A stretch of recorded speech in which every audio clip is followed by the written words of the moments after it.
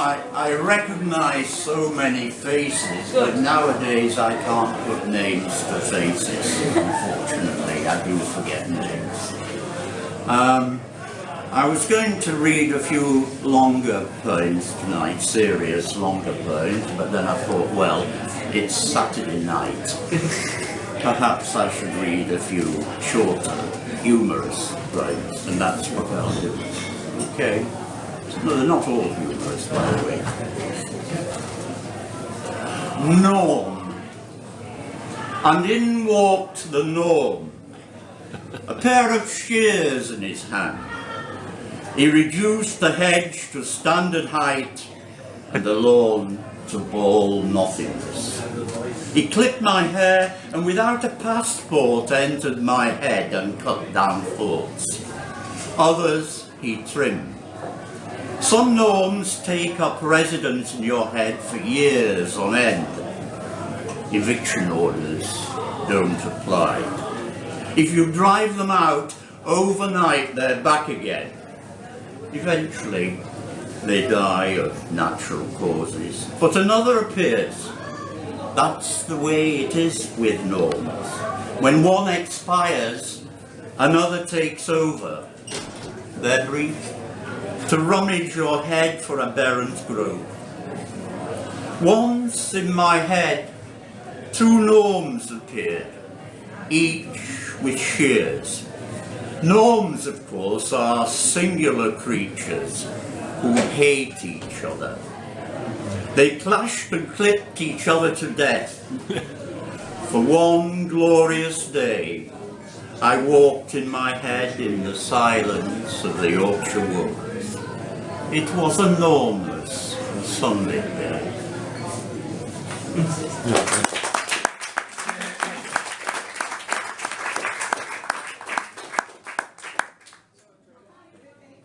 Bobby. The Joneses kept cats from the beginning of time. Bedraggled, dripping, stinking cats. Prehistoric monster cats that howled and shagged to the ends of the earth.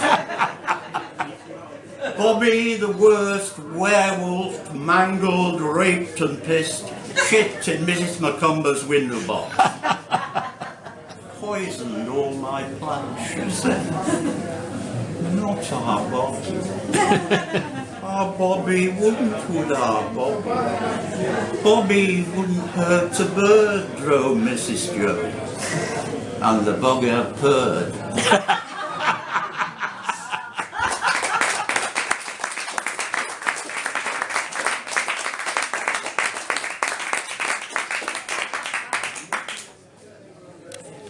My pet hate. I keep my pet hate in the garden shed and watch it through the window. I jump up and down and swear at it, make faces at it. It cowers in the corner of the shed.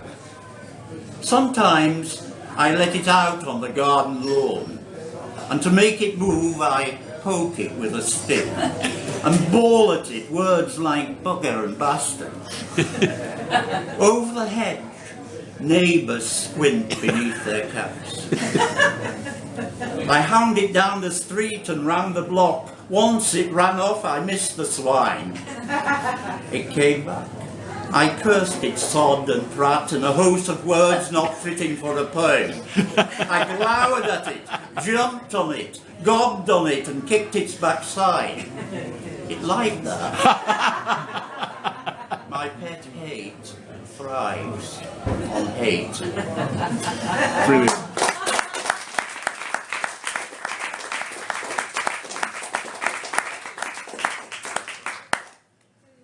Growing old gracefully. The arches have fallen under my feet. Will the edifice follow? Names I forget, like my sister-in-law, the one with the hairnet. And faces too. Only last week I met this man in Parliament Street and we talked and talked of years ago. our memories somehow out of step, when suddenly a light switched on inside my head. Before this day, we'd never met. Sometimes I put my glasses down. It takes a morning safari to hunt them down. And my logic's gone, my sense of smell rose, I guess, as I sniff a lady's wrist. I'm always wrong. I rarely coordinate mouth and thought, dreams and reality coalesce, and I invite somehow gratuitous smiles of the opposite sex on the street in M&S. I suppose they think I'm harmless now. Though faintly still, the embers glow. And from the years, old friends avow, you haven't changed a bit, you know. My hair in full retreat. On security screens, I see myself. An all-round view, transfixed, I stare. And it's strange how cliches come full circle. Words I vowed I'd never say, like things were different when I was young. But I hear them now in conversations with my son, and fear one day I'll mouth old maxims on grace and age. I think I'd rather rant and rage. Yeah.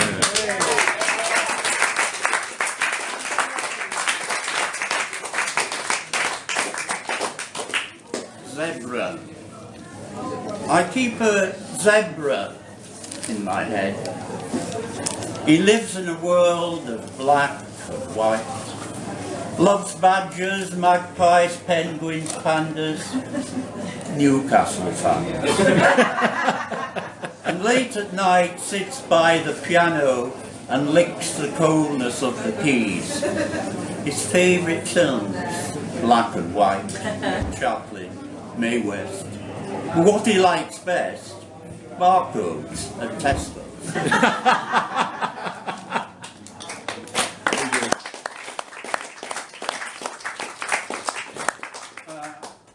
If I can try this poem out, it was used at Durham University in one of the courses there. Don't worry too much, it doesn't matter whether you understand the words or not, really. It's based upon rhythms and sounds, and according to the rhythms and sounds you can create your own story as I read it. Into Galtry's wood the Green Knight rode, beneath the crescent Vilderborn tree, made vows to save Mary of the chancel trest from the unhallowed utter Vinderbond. Thus into the wood's deep glow, Elderboom his horse he spurred, blind, fructious and hag-like trees, and from the spume of Galtry's wood, the drumming of the Mundabun of Vinderbund. All was stench of pissy cones, cloistered, all was stench of pissy cones, flarting and frowling, great woof of wheezing, cloistered in the air. And the blackness was utter, and the Green Knight utter, smothered and spewed, lashed and brevered and bravely loathed, brushing undid the Mundabun, blashing out the Vinderbun in the cave of dread, and showed no bridge till Mary of the chancel tress up saddle side on Elderboom, skited scoot to vassaldom, where men of power were smooth in smiles, stropped and spanky, in land of bones, all glaive and bore. Sorry, my mouth is becoming very dry, I'll have to have a sip. Up saddle side on Elderboom, skited scoot to vassaldom, where men of power were smooth in smile, struck and spanky, in the land of bones, all glaive and borrowing, and thus he sprecht, this is not the blashing like blashing with globs of Inderbon, all swording and dagging. This is blushing with all shadow blushing, and the court menticians skunked away, the flench of ruption in the earth, and mushing power abused and blothering, the invaginate utter skine and sleeve, disposing was the Green Knight utter, all frowlish, puckered, and boistered with oaths, daddling Bohm, the elder Bohm, Palfrey, Mary, skying north, scoliferous on the biddle side, far from the slive and skine of sleeving, ippily skied in the sundering of Corf.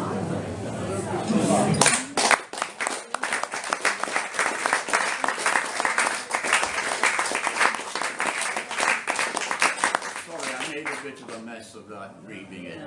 My mouth has gone so dry, it's meditation that I'm on, so sorry. Carpets. I think maybe this is the only poem in English literature on carpets. I don't know, I might be wrong. Check on it. Carpets. They think we're nobodies, spineless, shut upon, made love upon, pissed upon, crucified from wall to wall. We're all depressed, bleeded by cats and seared by ash. The ceiling the bastard serene looks down. A slip of a mat sidles away. Every day they fetch her back. The dogs have chewed her fringes off. The doormat's choking in dusty rage. Everyone walks over us, our posture prostrate in dreams and prayers. Our vision pubic. We know humanity from bottom to top.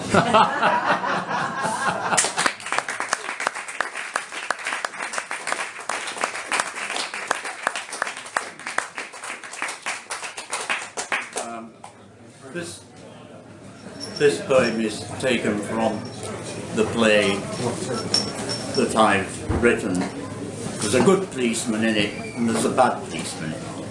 And this is the bad policeman. PC Stott 244. He thinks he can get away with it, but not with me, mate. Every day I move him on, Booth and Bar, Finkel Street. Folks say he's harmless, mentally ill.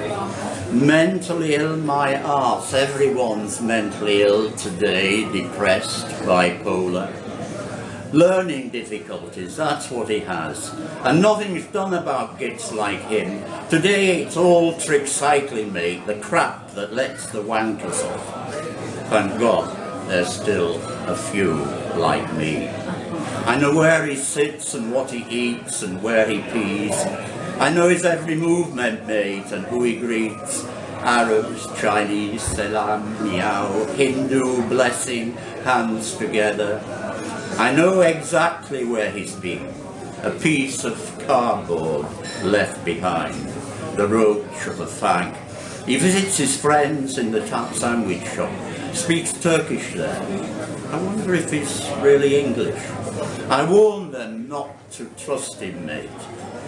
Overzealous, the super says. I take this as a compliment. Make notes on every word he says. A grimace, grunt, get things precise. You've got to, mate. The magistrates are one of us. In court he pleads not guilty, mate. The brazen git.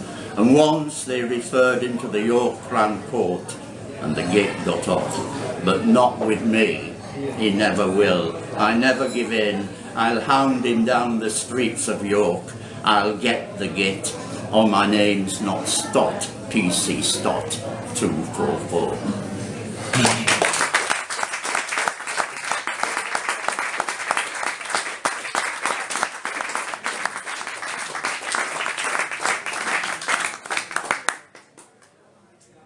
am a circle fancier and keep one in my shed. I don't know how it folds its wings, I've never seen its head.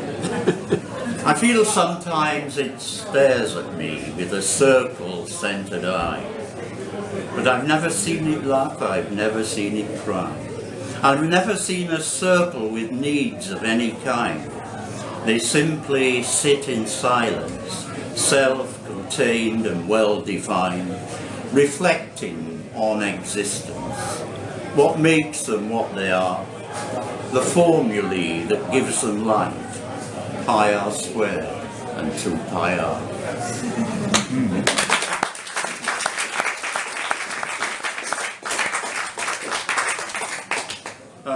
I spent a long time in Turkey, and this is about crossing Anatolia, which is that major part, Asia Minor, of Turkey.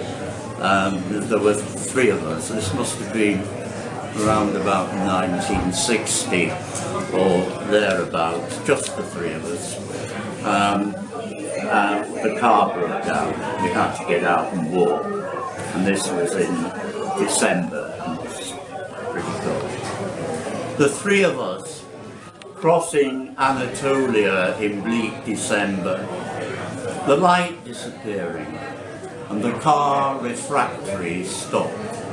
We checked the engine, nothing, not a murmur. Frost touching the grass, and we waited and waited for something to pass, a lorry perhaps, anything. But this was Anatolia. Anatolia in winter, and distance is vast, and you stay in your car and freeze to death, or start walking. And walk you must to somewhere, anywhere, a vision of habitation, a village, a house, wherever chance leads you. And a torch between us, we walked and walked, flakes falling fast, faster and faster, and the cold finding things it had not yet frozen. Noses, gloved hands, ears, feet, breath whitening, and the black wind howling and slowing us down the depths of drifts. Then the 3 of us stopped suddenly stopped. The howling of wolves, and the echoes of howling, how far away we didn't know, though fear brought them close. Before us the snows, behind us the howling, the floundering, the falling, a whirlwind of snow, and minds befuddled, the howling remorseless, and lights in the distance, pinpoints of light in the blackness. And the mirage light, brighter, closer, close.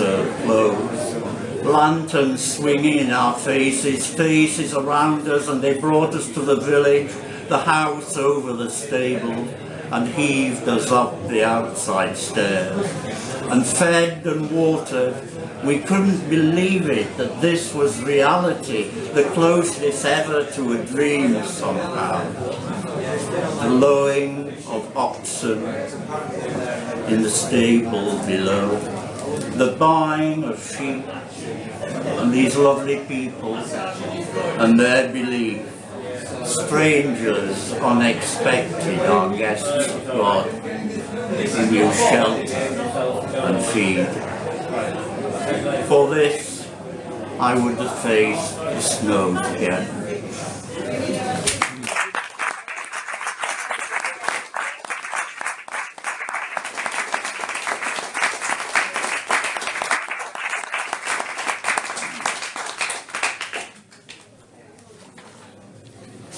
Shopping with Mary. Shopping I hate. Always puts me in a mood. But yesterday, to keep the peace, I went with Mary to Devon, and then I felt a mood coming on. But managed, I think, to keep it hidden, when all of a sudden a white rhinoceros ran amok, one of those from the Serengeti, smashing Royal Dalton Wedgwood wear, knackered knickers, pantyhose, rampage, snorted, scattered shoppers. In seconds no one was left in the store, except of course Mary and me. "Keep perfectly still," Mary said, and we eyed the pachyderm. Thundering past. Mary, I noticed, closed her eyes. I've known her meditate anyway. Anyway, the beast slowed down and finally stopped. Little ties and socks and lingerie. And Mary approached it, confident, calm, and stroked its nose. "It's tension," she said, patting his head. "He'll feel much better if we take him out." We tied a ribbon round his horn and led him out. I quietly followed a face behind.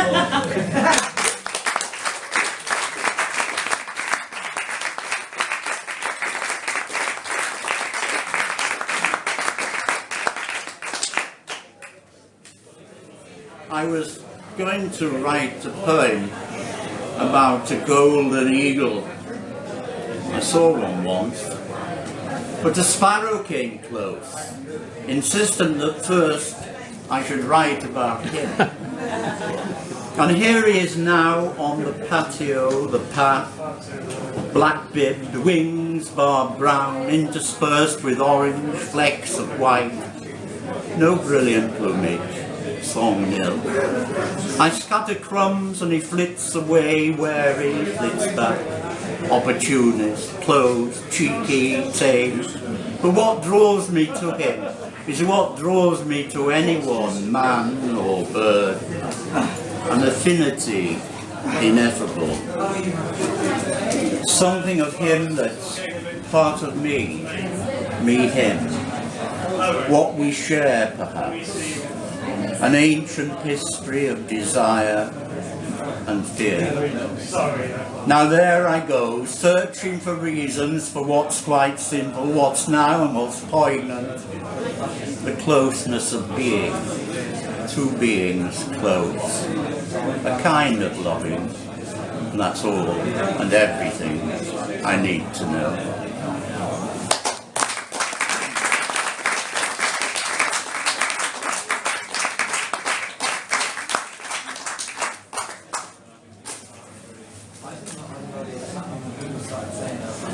I am a triangle. My sides prop each other up all day long, my angles constant. At night I put away my angles, roll up my area, and my sides lie down each in its own bed. Before dawn I get up, wake up my sides, unroll my area and divide 180 degrees between my angles. What a business living every day is. Never transcending who you are, equilateral, isosceles, or just a lopsided triangle like myself, never knowing what it's like to be someone else. Square, rectangle, circle, following herself day in, day out, round and round. Tangential sometimes, we touch each other, but never close. Really close, I mean, one the other. In dreams, perhaps, reaching out. Triangle, square, rectangle, ellipse.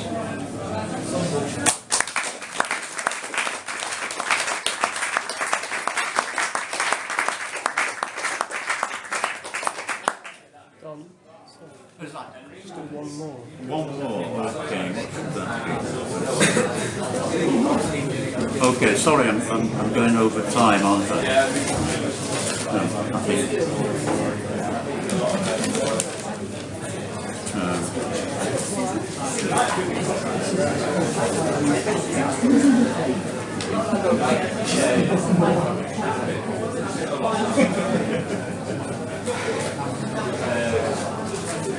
I'm just seeing if I've got the right page.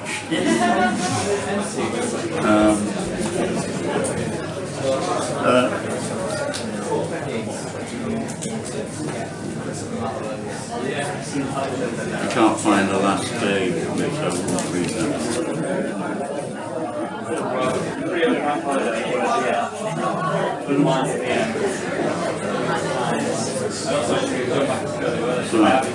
Sorry.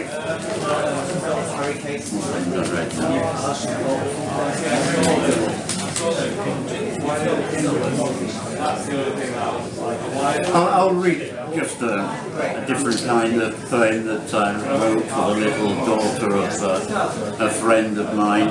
We'll finish on this one. There was a flying dog, flew over the booth and bar, York Minster, and a cat sat on the city walls, a Persian cat, and played a guitar. And we stopped and listened, Emma and I, her name was Emma. Incensed at their treatment in St. Sampson's Square, doves and pigeons held a rally. All the birds of the north were there, a parliament of birds. And even a penguin from Chester Zoo. The crescent moon rocked to and fro, and the stars were mystified. The sun glanced round the corner of the day and couldn't believe his eyes. All the folk of York were there, and Emma and I. And buskers, beggars, a saddleback pig, and a hey-ho, the hail and the snow, and a sad little policewoman danced a jig, and giraffes and elephants, camels and things floated round the Minster towers, and a horse and a tortoise, and of course Emma and I. Brilliant.